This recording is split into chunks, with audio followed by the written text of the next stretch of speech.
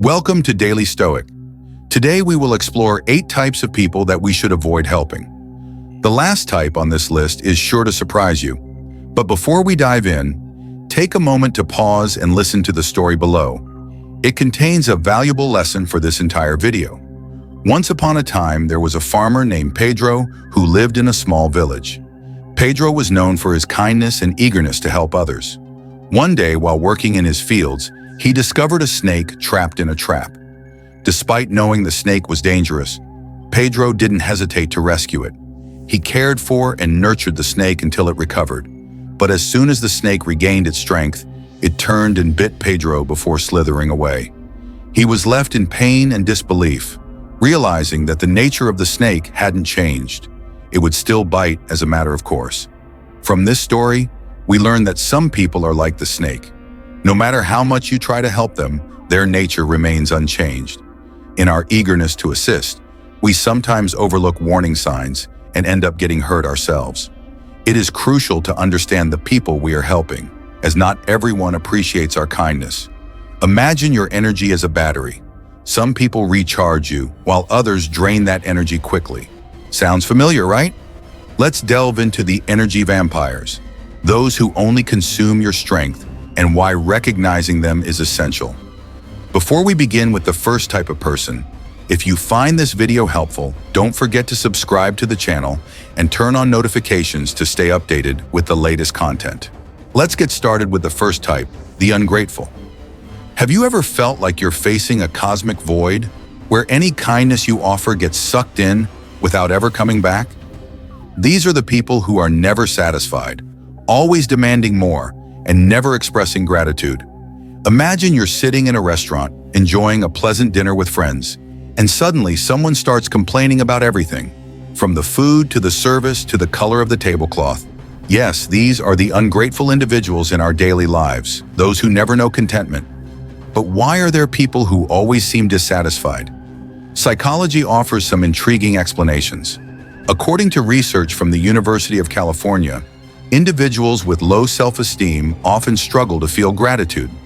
They seem to have a filter that only allows negativity through, while all the good things are blocked out. This doesn't mean you need to cut ties with someone just because they forgot to thank you, but it's important to recognize when your kindness is being taken for granted. As Richard Branson once said, treat your employees the way you want them to treat your best customers. You can apply this advice to all your relationships. Think of gratitude as a plant that needs watering to thrive. If you keep watering it but it never blooms, perhaps it's time to ask yourself if you're tending to the right garden. However, be careful not to confuse ingratitude with sincere feedback. A friend who tells you that you have spinach stuck in your teeth before a date is not ungrateful. They're a silent hero. The difference lies in intention and delivery. Research published in Personality and Social Psychology shows that people who live with gratitude are not only happier, but also maintain deeper, more enduring relationships. Gratitude acts like an invisible thread that connects us all. So what should we do about the ungrateful? The answer isn't straightforward, but from a positive psychology perspective, Martin Seligman, the founder of this field, suggests that cultivating gratitude not only benefits others, but also enriches your own life. Instead of focusing on their ingratitude, you can view it as an opportunity to strengthen your appreciation for life. It's like going to the gym to build your gratitude muscles. However, this doesn't mean you have to sacrifice unconditionally. Setting clear boundaries is essential to protect yourself from being exploited. Brené Brown once said, "True generosity does not stem from resentment." This means that generosity only holds meaning when it comes from the heart, not from obligation or expectation. Gratitude speaks more about others than it does about you. Carl Rogers, one of the great psychologists, noted, "The paradox is that when I accept myself as I am, then I can change." Therefore, when faced with an ungrateful person, take a deep breath, remember your own worth, and ask yourself, does this person deserve my energy? If the answer is no, stepping back is entirely reasonable. You're not being selfish, you're simply practicing self-care. And if you decide to continue helping, do it because you truly want to, not out of a desire for recognition. As philosopher Immanuel Kant stated, Act in such a way that you treat humanity, whether in your own person or in the person of any other, always at the same time as an end and never merely as a means. Thus, in life, maintaining gratitude, both from ourselves and from others, is not just a display of kindness, but also a test for relationships. If you continually give without receiving anything in return, or if your help is dismissed and overlooked, it may be time to reconsider where you're investing your precious energy. You are not a machine serving others unconditionally. You are a valuable being deserving of respect. So take time to nurture those worthwhile relationships, where your kindness is cherished and reciprocated with genuine affection. In the end, gratitude isn't merely about outward expression. It's a way of life, a perspective through which we view everything around us. It gives meaning to the actions we take. Now let's talk about the second type of person we should avoid helping, the lazy ones.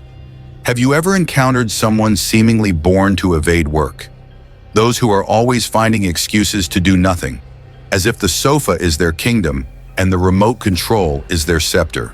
Welcome to the realm of the lazy, the masters of procrastination, who unwittingly teach us valuable lessons about productivity, or rather, the absence of it. Imagine you're in a work meeting and someone exclaims, "I couldn't finish the report because my cat ate my will to work." Yes, this is the lazy expert showcasing their remarkable ability to justify inaction. But why do some people excel at procrastination? Science offers some fascinating insights. According to research from the University of Calgary, laziness may be an evolutionary strategy for conserving energy, similar to how our ancestors preserved their strength to deal with predators. However, in the modern world, where survival threats are no longer a concern, this strategy can backfire. Renowned psychologist William James once said, "Nothing is more exhausting than an uncompleted task." Indeed, procrastination not only diminishes productivity, but also affects our mental well-being. A study published in the Journal of Psychological Science indicates that chronic procrastinators experience higher levels of stress and overall poorer health. However, not all hope is lost for these lazy artists. As genius physicist Albert Einstein famously remarked, "Laziness is the mother of all inventions." He may have said this while looking for excuses not to comb his hair, but in reality, avoiding work can sometimes lead to creative solutions. Lazy people know how to harness their imagination to do things faster and smarter. So how can you identify a lazy person? Here are some standout signs. 1. Lord of excuses. These individuals have more reasons than a cat has lives. Their catchphrase is, "I can't work today because my houseplants need watering to the sound of music." 2. Devotee of tomorrow. For them, tomorrow is a magical land where all tasks will be completed. But beware, that tomorrow never seems to arrive. 3. Multitasking entertainer. They can watch Netflix, scroll through Instagram, and simultaneously complain about unfinished work. If they channeled that energy into their tasks, they could solve global issues.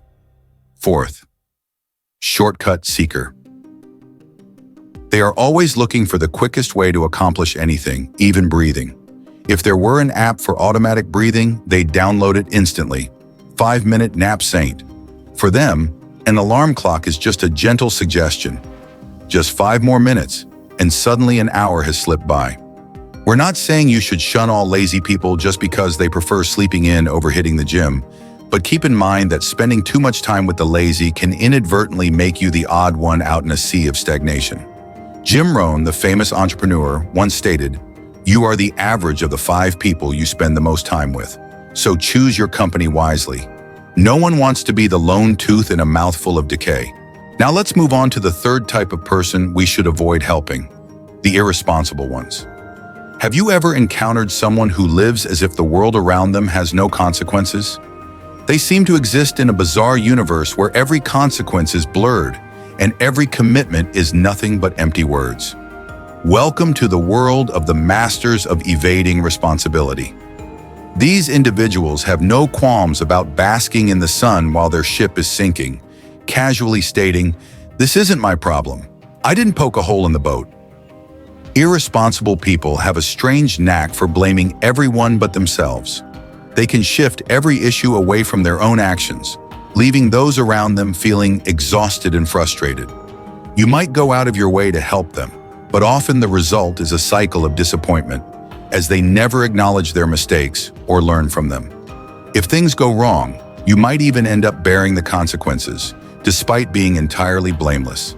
This not only takes an emotional toll, but can also seriously damage your reputation. So how do you deal with these irresponsible individuals? A wise approach is to encourage them to face their own consequences. Instead of trying to solve every problem for them, guide them to develop self-assessment and self-management skills. Neuroscientist Richard Davidson has shown that our brains can change and adapt throughout our lives, even into adulthood. There is still hope, but sometimes they need a nudge or even a strong push to realize the issues at hand. Nelson Mandela once said, "Education is the most powerful weapon you can use to change the world." In this context, education is not just about acquiring knowledge, but also about learning how to take responsibility and glean lessons from mistakes. This is the lesson they need to internalize if they want to change. When dealing with irresponsible people, you must cultivate patience and maintain your composure. Philosopher Bertrand Russell noted, "Most of the troubles of the world come from the fact that the stupid are so confident, while the intelligent are full of doubt." The next time you encounter an irresponsible person, take a deep breath and ask yourself, should I continue to help them? Sometimes wisdom lies in knowing when to step back. In summary, helping others is a noble act, but it has its limits. Those boundaries start to appear when your kindness is exploited as a soft cushion for laziness and irresponsibility. Instead of feeling frustrated or disheartened, view this as an opportunity to practice the art of saying no, kindly yet firmly. Sometimes the greatest help you can offer someone is to stop helping them. If you found this video helpful, don't forget to like and subscribe with notifications so you don't miss upcoming content. And if you enjoy insights like these, leave a comment saying, "I love wisdom," so we can learn and grow together in life. Group of people 4, the manipulators. These are the artists lurking behind the control of others' kindness and goodwill for personal gain.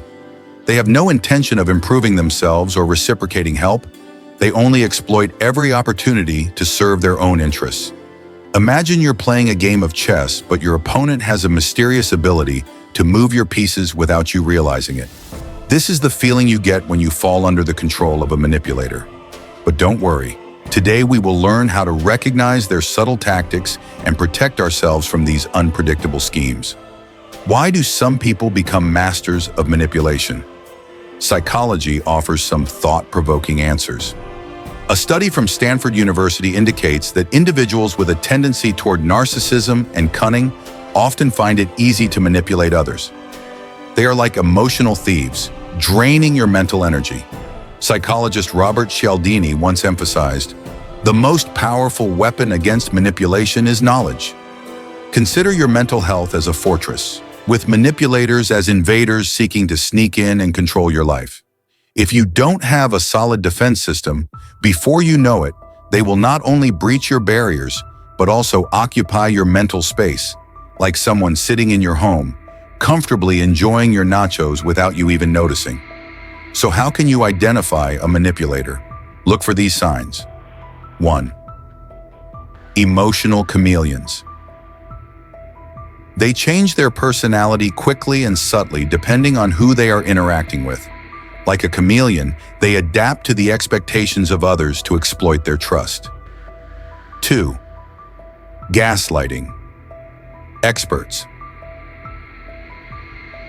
They make you doubt yourself, blurring your perception of reality. They will gently question you with phrases like, "Are you sure that happened? I think you might be remembering it wrong." 3. Underhanded snipers. They make seemingly harmless remarks that quietly undermine your confidence. "Oh, you're going to wear that? As long as you feel okay in it, that's fine." Next, let's talk about the 5th type of person, chronic critics. These are the masters at spotting flaws in anyone and any situation.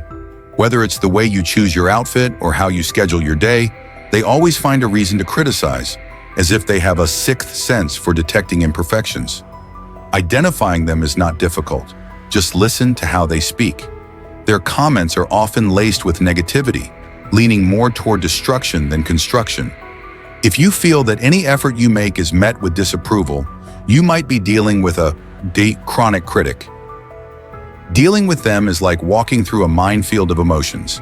No matter how careful you are, they will find a way to explode your efforts with sharp criticisms like a knife. But what makes them this way? Psychological studies suggest that chronic criticism often stems from a need to assert power or control over others, or even to mask deep-seated insecurities. They seem to wear broken glasses, only able to see flaws in everything around them, never noticing the positives. To mitigate their negative impact, it's crucial to maintain a balanced perspective. Don't let their criticisms hurt you, as what they say often reflects more about them than about you. Instead of allowing them to drag you down, try to steer the conversation toward positive things or suggest constructive solutions. Sometimes, simply changing the subject can be an effective defense against their verbal arrows. Remember, constructive criticism can be a motivating force for our growth, but chronic criticism only erodes self-esteem and confidence. By setting clear boundaries and maintaining a positive mindset, you can shield yourself from negative influences while creating a healthy and encouraging environment around you. Now we enter the realm of the sixth type of person: narcissists. Have you ever encountered someone who seems to live in a world of reflection, where all the light shines solely on them? Welcome to the intriguing universe of those who have turned self-love into a fine art. Imagine trying to fill the Grand Canyon with a cup of water. That's the feeling you get when you attempt to satisfy the ego of a narcissist. However, don't despair. You're not alone on this journey. According to research from Indiana University, about 6% of the population exhibits distinct narcissistic traits. This means there's a good chance you've encountered one or two such individuals in your daily life. So, how do you identify the number one fans of themselves? If you've ever seen someone believe that the sun rises just to shine on their face, then you're likely dealing with a narcissist. These individuals have an extraordinary talent for turning any conversation into a monologue about their achievements, no matter how trivial those achievements may be. Dealing with a narcissist can be harder than teaching a cat to bark, but don't give up. There are strategies you can employ. Dr. Craig Malkin, author of Reinventing Narcissism, advises that setting clear boundaries is essential. He emphasizes that changing how you interact with them can be more effective than trying to change them. One useful tactic suggested by psychologists is selective acknowledgement. Simply put, act like a trainer for a dog. Reinforce positive behavior and ignore negative behavior. When the narcissist shows a hint of empathy, yes, sometimes this happens, acknowledge it. But when they start showcasing themselves as usual, don't engage in their conversation. Remember, you are not obligated to be an audience captivated by their personal performance. As actress Bette Midler once said, "Ego is like a greedy octopus. It consumes your life." Don't let the narcissist in your life become that octopus. Be careful not to confuse healthy self-confidence with narcissism. The main difference lies in the ability to empathize and the continuous need for admiration. A truly confident person can genuinely celebrate others' successes, while a narcissist views those successes as a threat to their own greatness. In summary, dealing with a narcissist can be challenging, but it also offers an opportunity to strengthen your patience and compassion. Who knows, they might learn something. As Oscar Wilde said, "To understand oneself, observe the behavior of others." Type of person. 7. The exploiter. Imagine facing someone who is always looking to take something from others without a care for the consequences. This is the portrait of the exploiter, a skilled artist in leveraging the generosity and resources of others without ever giving back. They may present a charming and friendly facade, but behind it lies a purely selfish motive, destroying trust in any relationship they touch. But don't confuse them with those who genuinely need help. The key difference lies in behavior patterns and the principle of reciprocity. As psychologist Harriet Breaker noted, exploiters are masters at making you feel guilty for not meeting their desires. They not only demand but also instill in you a sense of inadequacy if you don't comply with their wishes. Identifying an exploiter can be tricky, as they often disguise their true intentions behind a cooperative and well-meaning exterior. The most obvious sign is the absence of reciprocity. They take but rarely give. They skillfully employ flattery or make vague promises, drawing you into a cycle of serving without any real commitment on their part. Personal gain is their guiding compass, and they will always vanish when faced with responsibility or the need for sacrifice. Dealing with an exploiter isn't easy, but it can be managed by setting clear boundaries. It's essential to have a full awareness of your own resources and the limits you set. Determine from the outset what you are willing to give, and more importantly, what you expect in return. Encouraging reciprocity is key, not just materially, but also in sharing responsibility and having clear expectations regarding both parties' roles. From a psychological perspective, exploiters combine lack of empathy and high opportunism. Studies on human behavior show that some individuals tend to manipulate to satisfy their own interests without regard for the feelings or damage to others. Understanding how to recognize and respond to them helps you protect your emotional balance while maintaining healthier and more equitable relationships. Giving and receiving are the foundations of any valuable relationship, but when you find yourself only giving without receiving, it's a signal for you to stop and reflect. Investing time and energy in people who do not appreciate your contributions is not only draining, but also undermines your self-esteem. Sometimes the wisest choice is to redirect that energy toward relationships where your dedication is recognized and valued, where true reciprocity and respect exist. The final type, the envious person. Imagine you've just won the lottery.